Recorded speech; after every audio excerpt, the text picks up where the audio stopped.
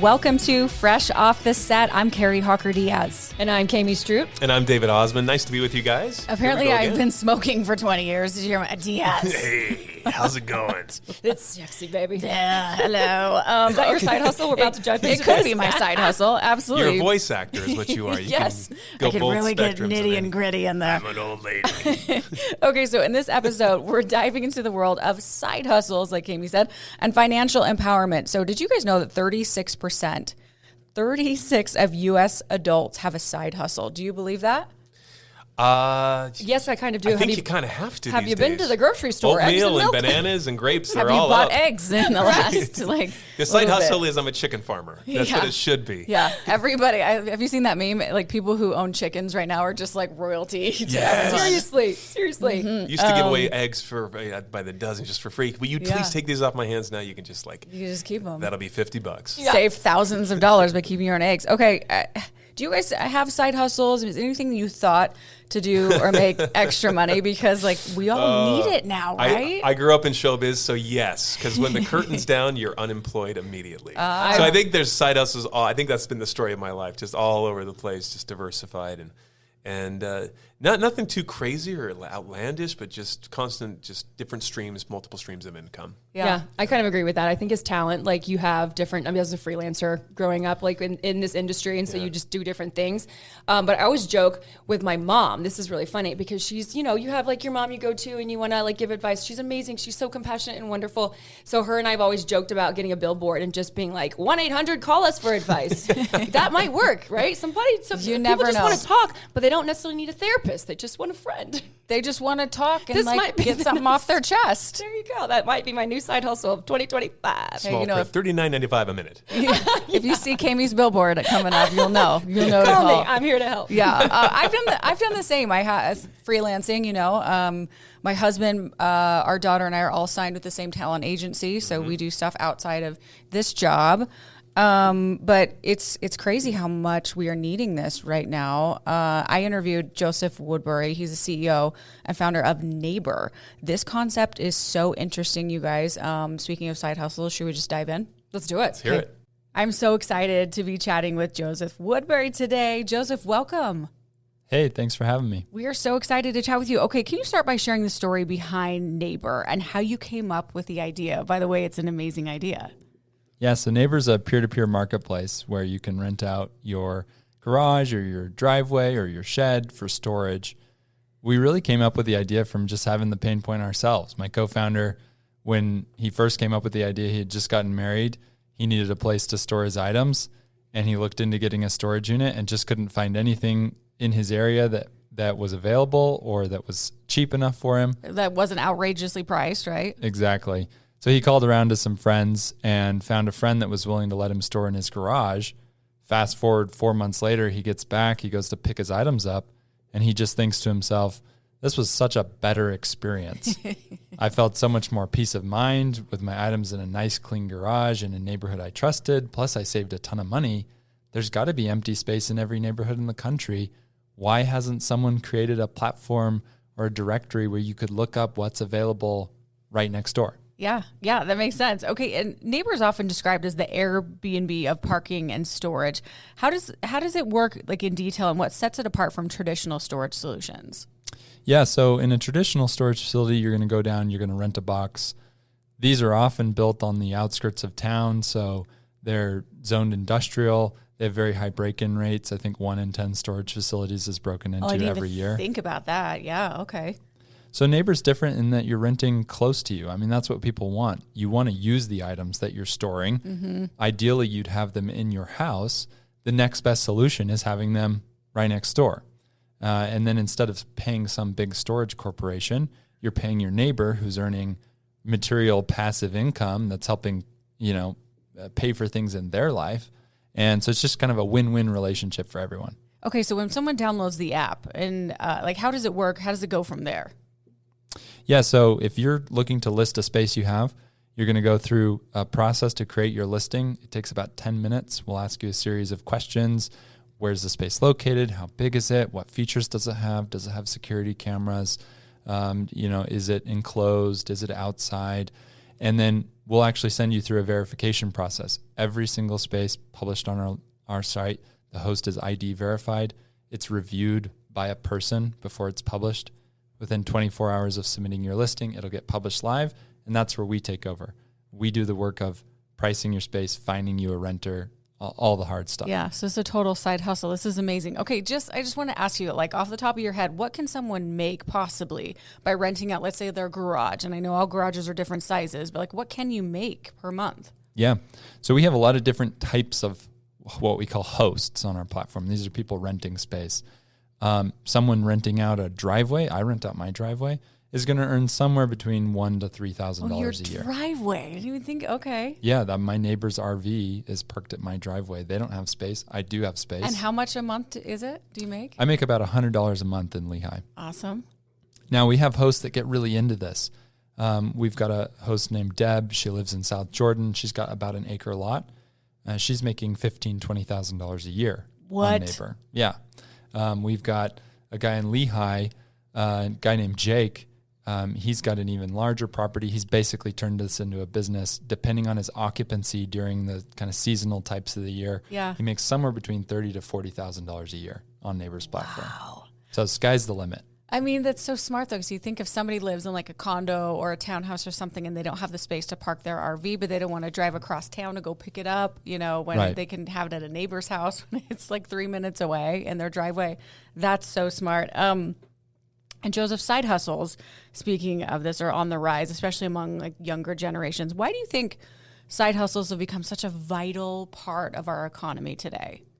Yeah, I think this has been enabled by the internet. This just didn't exist, and especially by mobile apps, having a phone in your pocket, a computer in your pocket, has made people realize I have things that I can do. I have assets that other people want. Yeah. There is now a system that lets those two come together. You look at DoorDash, you look at Uber, you look at Airbnb. Now, one of the things that's different about Neighbor is up until this point, a lot of side hustles have required a lot of work. If you're driving for Uber, you're working. If you're driving for DoorDash, you're working. They're a job. And that's great. And you can earn a lot of income. But that's your time. That's your time. Yeah. Yeah, that you could be spending that time doing something else. So a true side hustle is something where you're able to monetize it without doing any work. And my driveway, my neighbor's RV sits on my driveway all month. I do nothing, but I get a direct deposit in my bank account every single month. Oh my gosh, that's amazing. Can people do like weekly rentals, or is it monthly, or how does that work? It's all month to month. Month to month. That makes sense. Okay, it makes it easier. What advice would you give to someone looking to identify the best side hustle for like their lifestyle and their resource? If they're thinking, you know what, I need some extra cash, what advice would you have for someone?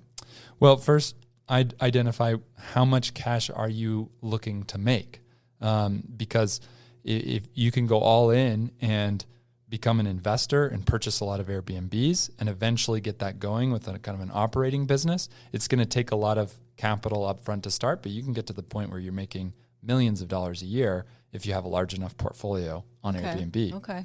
Or are you looking to fill some time? Some people drive for Uber not only to earn a little extra cash, but I'll get in an Uber and I'll talk to someone and they're like, I'm a neurosurgeon. And I'm like, why are you doing this? And they're like, I like to meet people. This is important to me, just from an individual emotional standpoint, a social standpoint. Yeah. And it just kind of kills the time for me. It's like a good pastime. I listen to a podcast while I'm driving people. I talk to some people. And so what are your interests? And make sure your side hustle fits into your life and what you want to do and not the other way around. That makes sense. Kind of figure out, what are you looking to make? Thousands, extra each month, which is going to be a lot of investment and a lot of time, or a couple $100 extra every month, putting not a lot of time into it with Neighbor like that. Okay, you've mentioned Utahns earning thousands of dollars a year by renting out unused spaces. Can you share any specific success stories from any areas other than the one that you mentioned, like with you keeping the RV on your lot, which is so cool? Yeah, so I mentioned, Deb and Jake, who we would consider power hosts, right? They get really into it, $15,000, $30,000, $40,000 a year. Some people start on one end and move to the other. We had a host in Hawaii by the name of Rose who started out small. She started out earning, a few $1,000s a year, and got really interested in it and just kept adding space. She's actually purchased space for a neighbor. Wow. Now she's earning $120,000 a year, running essentially a lot where she stores Turo fleets. If you're familiar with Turo, that's another peer-to-peer sharing economy platform. Yeah. Which I also use to rent out my car. Highly recommend. Rent out your car. It'll pay for your mechanic expenses every year. Look at these. I love that you're on this show. I mean, this is amazing. You're giving us all the tips. This is great, Joseph. Yeah. Yeah, I mean, that's what the sharing economy is doing, is it's really unlocking people to monetize every aspect of their life if they want to. And it turns out that buying a house is not perfect. You kind of have to buy what's available, and you end up with this mismatched, inefficient system where some people have an RV pad that don't need an RV pad. True. And some people end up in a house where it fit their affordability, but it doesn't have the space that they need. Mm-hmm. And instead of, cluttering up everything and building more and more and more, some stats for you. The self-storage industry spends $4 to $5 billion a year just on new construction. Wow. We've now built more storage facilities in the United States than we have McDonald's, Starbucks, Dunkin' Donuts, Burger King's, Wendy's, Walmart's, Home Depot's, and Costco's combined. People like their stuff. And it's like, why don't we just use the space that's already sitting empty and let people earn money on that instead of just build? Sure. What are most people storing? Yeah, so it depends on the space type again. In those outdoor spaces, the recreational vehicles are going to be boats. Exactly. Boats, RVs, actually camper trailers and utility trailers are one of the most popular items for those exterior spaces. On interior spaces, could be a garage where it's still parking. Where you're often going to get the vehicles stored there. Where someone needs to store a car, we actually do a lot of classic car storage. Cool. So you have someone store their 67 Corvette or something like that. They want to be able to drive it. They don't want it in some storage facility. They actually would prefer to have it at their neighbor's house. We have people use Neighbor in very high-scale neighborhoods where someone built, they've got a $10 million house and they've got this this exterior garage that's not even part of the house, and it's got like 3 car stalls, and they'll rent that out to their other rich neighbors to store their cars. And it's really cool. So you see this everything from just someone earning a little extra cash all the way up to these kind of luxury neighborhoods. And then those interior spaces, the predominant item is going to be furniture. Okay. In a shed or in a bedroom or an unfinished basement. We have people list those as well. Where if like a family's planning on moving eventually, they want to keep a set of furniture. They don't want to get rid of it, but they need somewhere to put it for now. Exactly. It's those larger items. Typically with smaller items, you can often find a place to put those or just get rid of them. Yeah.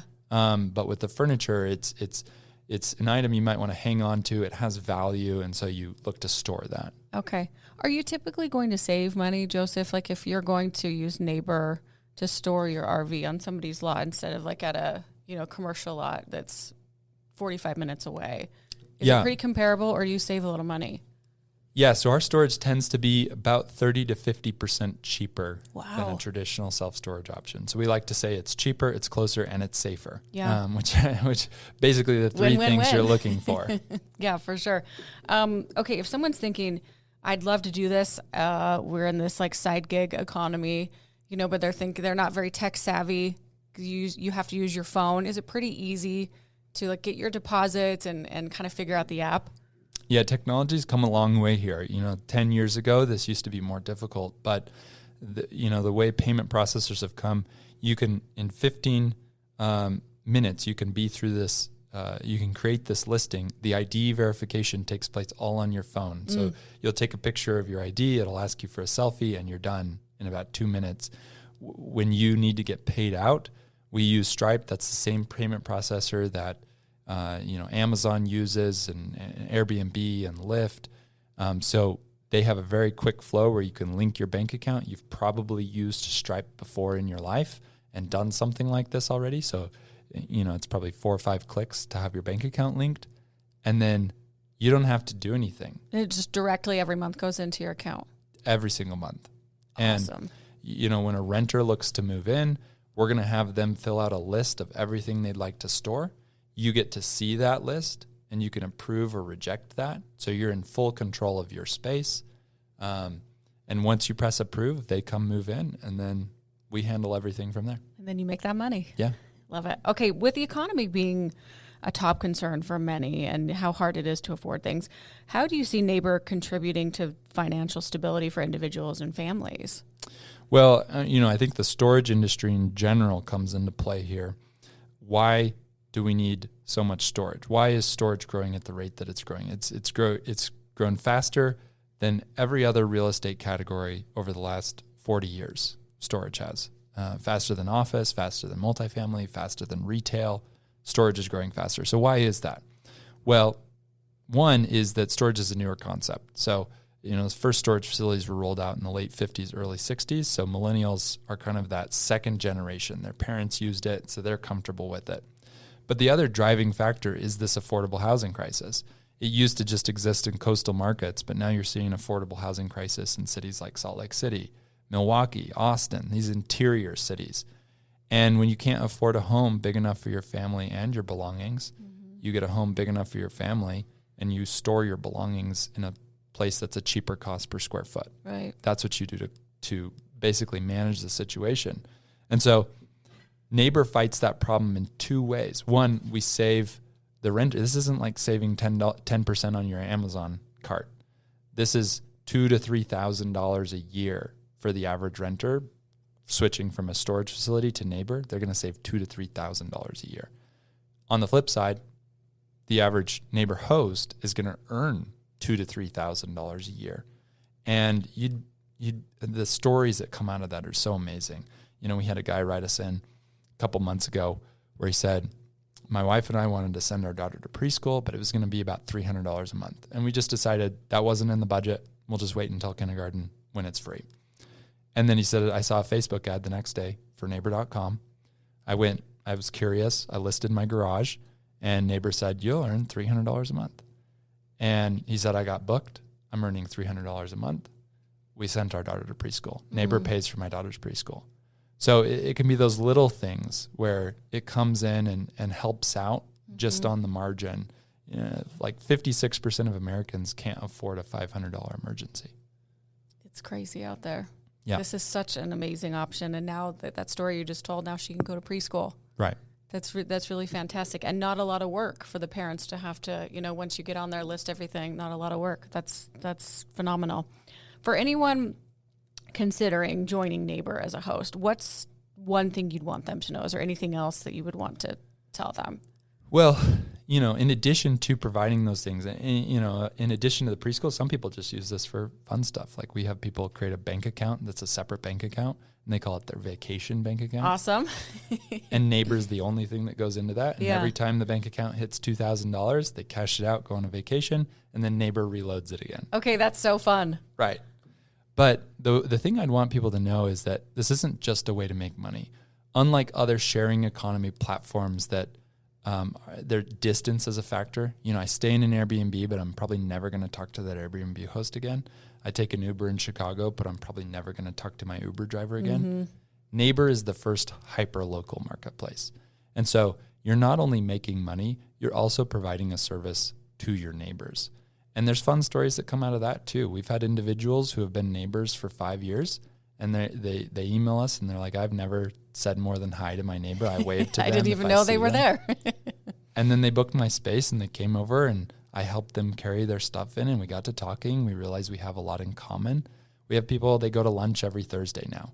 Wow. They've just formed that community connection, and we need more of that, right? We need more people getting outside of their shell. I think we're losing our nuclear communities. And if you just meet people, you realize, they're a Republican, I'm a Democrat, or vice versa. And it turns out we don't hate each other. We have similar interests. We live close to each other.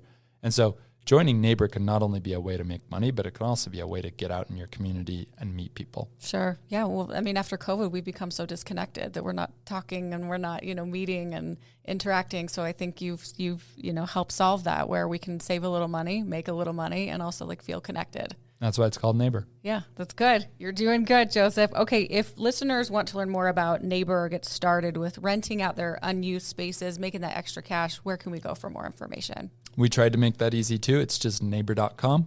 You go there, you can click list a space, or you can type in your address and start searching for storage. We also have a mobile app.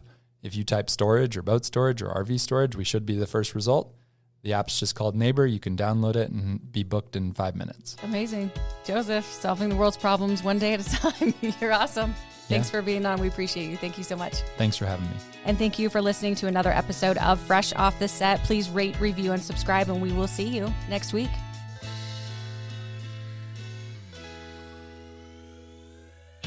Congrats, you made it to the end. If you want to continue to freshen up your day, you can watch us on Fresh Living every weekday on CBS Channel 2 in Utah at 1 o'clock. You can also watch us on our YouTube channel, KUTV Fresh Living, and follow us on social media. We will see you next week.